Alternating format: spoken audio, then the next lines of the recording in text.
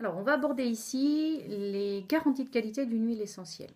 Alors, c'est un point très très important parce que quand on vient se servir des huiles essentielles, on doit s'assurer euh, qu'elles respectent en fait ces critères de qualité et ça, c'est primordial en fait. Toute utilisation d'huile essentielle, c'est vraiment l'une des conditions à l'utilisation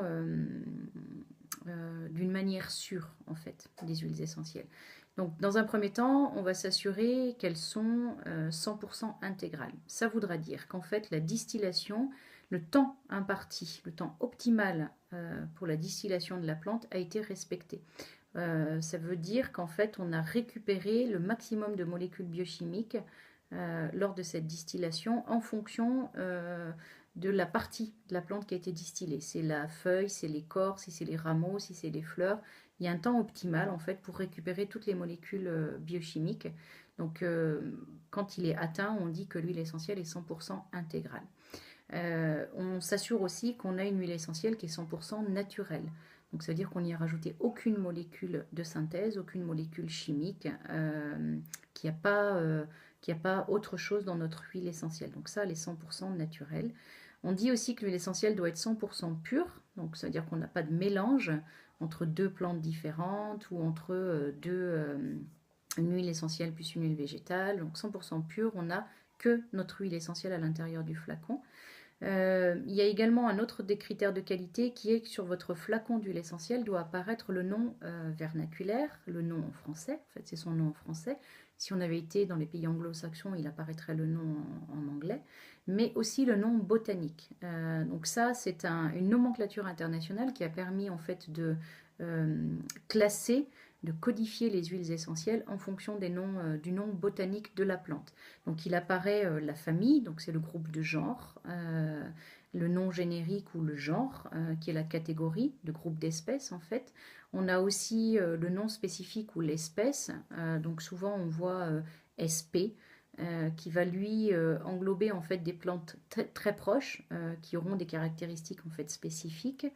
Il y a également la sous-espèce, donc SSP ou SSPP, parfois ça peut apparaître comme ça, qui est la sous-division à l'intérieur d'une même espèce en fait, et ça va être souvent quand la même plante va pousser à différents endroits géographiques.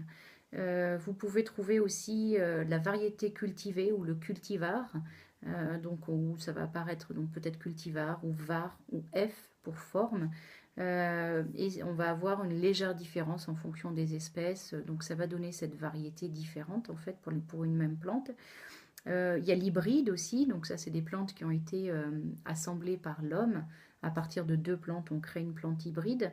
Donc c'est un croisement génétique entre deux plantes. Donc ça c'est le cas par exemple pour les lavandins qui a été créé par l'homme à partir de la lavande aspic et de la lavande vraie. Il apparaît également dans le nom botanique et parfois dans les livres. En fait, on le trouve. On le trouve pas sur le flacon, mais on peut le trouver dans les livres d'aromathérapie. L'initiale ou l'abréviation du botaniste en fait qui a décrit le premier la plante en fait. Donc voilà. En termes de garantie de qualité aussi, sur votre flacon doit apparaître la partie de la plante qui a été distillée. Donc ça c'est très très important parce que en fonction de la partie de la plante, les contre-indications et les toxicités vont varier. Donc selon que vous avez, comme je le disais dans la précédente vidéo, distillé les feuilles, les fleurs ou le zeste, vous n'avez pas les mêmes contre-indications. Donc ça c'est très très important que sur le flacon, vous puissiez savoir que vous avez une huile essentielle qui est issue d'une écorce, d'un rameau, d'une feuille, d'une fleur ou d'une racine en fait. Voilà. Sur certains flacons, on va voir aussi le chémotype ou chimiotype. Donc ça c'est les molécules biochimiques majoritaires qu'on aura dans notre flacon d'huile essentielle. Donc ça va donner une indication très très importante parce que vous allez pouvoir déterminer aussi la toxicité d'une plante en fonction de son chémotype. C'est le cas surtout pour des plantes en fait qui auront la même famille, le même genre, mais qui vont avoir une sous-espèce, une sous-espèce qui sera différente en fait, ou une espèce ou une sous-espèce qui sera différente. Ça va tenir aussi du fait que il y a la plante va pousser à différents endroits. Donc il y a différents biotopes qui vont donner des informations aromatiques, des molécules biochimiques différentes à la plante. Donc ça peut, alors les différents critères qui font apparaître le chémotype, ça va être le mode de culture. Si on a une culture bio, une culture sauvage, enfin une récolte sauvage, si on a un mode de production qui est conventionnel ou qui est écologique, parfois on voit aussi écologique. Donc ça va donner des informations au niveau des chémotypes qui vont changer. Voilà. L'altitude fait que aussi la plante va avoir des molécules biochimiques différentes. La nature du sol, sa composition, les végétaux qui entourent la plante, ce qui pousse à côté en fait. L'ensoleillement, la période de culture, tout ça, ça donne un chémotype différent à la plante. Et forcément, il en découle en fait des indications qui seront différentes et des contre-indications qui seront différentes. Donc souvent, on voit sur le flacon CT, donc pour chémotype, ou SB, pour spécificité biochimique, en fait. C'est la molécule majoritaire dans l'huile essentielle. C'est un peu son terroir, en fait. Elles seront beaucoup plus actives. On se basera vraiment sur ça pour un travail avec une huile essentielle. Si on a à choisir entre deux huiles essentielles, on regarde le chémotype et si, voilà, si on veut travailler une sphère en particulier, on sera attentif à ce chémotype pour avoir une action plus ciblée et plus puissante. Donc voilà, donc c'est le cas pour beaucoup d'huiles essentielles, pour beaucoup de plantes en fait, pour familles de plantes qui d'une même plante, il va découler différents chémotypes. Il y a les lavandes, il y a les menthes, il y a les romarins, les origans, les thym. Voilà, donc toutes ces plantes en fait, selon où elles poussent, selon d'où elles viennent, elles vont donner des chémotypes différents et on s'en servira pas du tout de la même manière.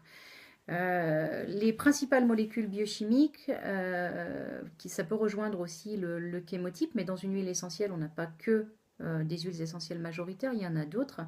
Elles sont issues de la plante et elles vont, ces molécules biochimiques, c'est important aussi que vous puissiez savoir ce qu'il y a à l'intérieur d'une huile essentielle, parce qu'elles vont permettre en fait d'induire des actions sur les différents systèmes du corps humain, donc de restaurer ce qu'on appelle l'homéostasie, c'est-à-dire un équilibre permanent entre le milieu intérieur et le milieu extérieur. Donc ça va jouer au niveau de la température du corps, du pH, de l'acidité, enfin voilà, ça va réguler énormément de choses. Et en fait, les huiles essentielles, avec ces nomenclatures, de celles dont je parlais tout à l'heure, la codification au niveau du nom latin, il y a aussi un travail qui a été fait par les aromathérapeutes pour définir des usages des huiles essentielles. C'est-à-dire qu'en fonction des molécules biochimiques, il y a des spectres d'action. Donc elles vont agir, souvent on voit dans les livres qu'elles vont agir de manière, par exemple une huile essentielle est antibactérienne et on voit 3 petits plus ou 4 petits plus à côté, donc ça va de 1 plus à 4 petits plus, qui donne une indication sur l'action majoritaire de l'huile essentielle. Donc ça, on appelle ça en fait une classification des activités, un spectre d'action des huiles essentielles.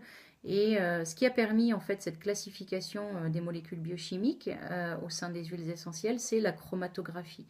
Donc avec cette chromatographie, ils ont pu étudier les différents composés des huiles essentielles et les classer en fonction de l'action de chacun. Donc c'est une forme de carte d'identité de l'huile essentielle. Donc ça c'est très très important parce que ça a permis de poser les bases en fait de l'aromathérapie et c'est ce qui fait que nous aujourd'hui on peut les utiliser de manière sécuritaire et sereine parce qu'on sait que telle huile essentielle, alors évidemment ça varie d'un lot à un autre, hein, d'une huile essentielle d'un fabricant à un autre en fonction de la distillation, mais on est sensiblement à peu près sur les mêmes classifications et ça a permis en fait de donner une norme au niveau de la pharmacopée et au niveau international. Ça a donné une fiabilité constante en fait pour pouvoir se servir des huiles essentielles au quotidien parce que on peut sensiblement retrouver toujours cette cartographie, cette chromatographie de l'huile essentielle. Il y a un autre critère qui garantit la qualité des huiles essentielles et alors c'est évidemment un critère qui a été mis en place et qui parfois est malmené parce que on peut le voir un peu partout, mais en tout cas voilà, ça donne déjà une indication. Si vous ne le voyez pas, c'est qu'il y a un souci dans l'huile essentielle, alors il y en a plusieurs, et on peut voir HEBBD, HECT, il y en a d'autres labels qui font que on peut se dire que l'huile essentielle sera de qualité. HEBBD, c'est huile essentielle biochimiquement et botaniquement définie. Donc on sait qu'on a à peu près les molécules biochimiques à l'intérieur qui ont été répertoriées par le biais de la chromatographie.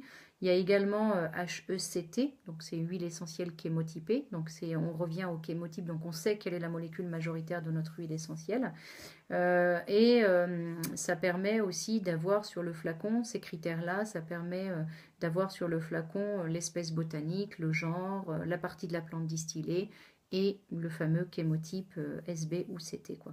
Donc voilà, ça ce sont différentes garanties que vous avez une huile essentielle de qualité. Alors sachez que sur le flacon, vous devez voir apparaître la dénomination botanique en français et en latin, la partie de la plante qui a été distillée, le chémotype s'il existe, les principales molécules biochimiques, le mode d'extraction, donc ça c'est très important, parce que ça va donner une indication sur les toxicités et les contre-indications, l'origine géographique, parce que vous n'aurez pas les mêmes propriétés pour une huile essentielle qui a été cultivée en France ou à Madagascar ou autre, de manière naturelle, récoltée sauvage ou autre qu'une culture conventionnelle sous serre par exemple.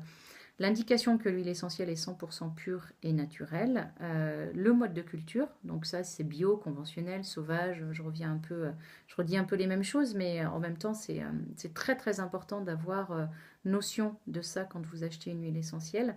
Si l'huile essentielle est bio, bah, évidemment l'organisme certificateur, celui qui a donné le label bio à l'huile essentielle, vous permet aussi de vérifier un peu voilà, d'où ça vient. Vous devez avoir aussi sur votre flacon la quantité d'huile essentielle, le numéro de l'eau qui lui permet d'avoir une traçabilité et de pouvoir remonter à la source en cas de problème. Le mode de conservation, mais ça c'est très très rare, parce qu'on le verra plus tard, mais voilà, certains fabricants mettent le mode de conservation et sur l'huile essentielle, ils mettent même parfois une date limite d'utilisation optimale, et ça on le verra aussi plus tard dans la formation. C'est vraiment qu'à titre indicatif et c'est plus législatif que nécessaire en fait. Et certains fabricants peuvent même donner des conseils d'utilisation de l'huile essentielle. Donc voilà, pour les différents critères de qualité des huiles essentielles, pour que vous puissiez connaître un peu tout ça, naviguer autour et savoir que vous avez affaire à une huile essentielle de qualité. Il vaut mieux en fait se tourner vers des petits producteurs, des petits fabricants. Alors après évidemment aujourd'hui on est à l'ère d'internet et de plein de choses, donc vous trouverez des huiles essentielles un peu partout, mais ne soyez pas avare lorsque vous achetez une huile essentielle, vraiment prenez le temps d'aller regarder. Souvent on a l'information sur la chromatographie, sur la carte d'identité de l'huile essentielle. Allez vérifier, voilà, allez regarder un petit peu la carte d'identité de l'huile essentielle, ce qu'il y a à l'intérieur, d'où elle vient, comment elle a été cultivée. En plus c'est très très intéressant, c'est très très vivant. Puis ça vous fera découvrir aussi un autre monde, de vous rendre compte qu'en fait les huiles essentielles, c'est des plantes, c'est vivant. Donc il n'y a jamais rien de figé, ça évolue, ça change. Vous allez acheter un flacon d'huile essentielle, peut-être que l'odeur ne vous conviendra pas parce que les molécules sont différentes et pourtant la même huile essentielle, enfin la même plante donnera une huile essentielle chez un autre producteur, vous aimerez l'odeur et elle vous conviendra mieux. Donc voilà, il y a vraiment toutes ces choses à prendre en compte quand on veut manipuler les huiles essentielles de manière efficace.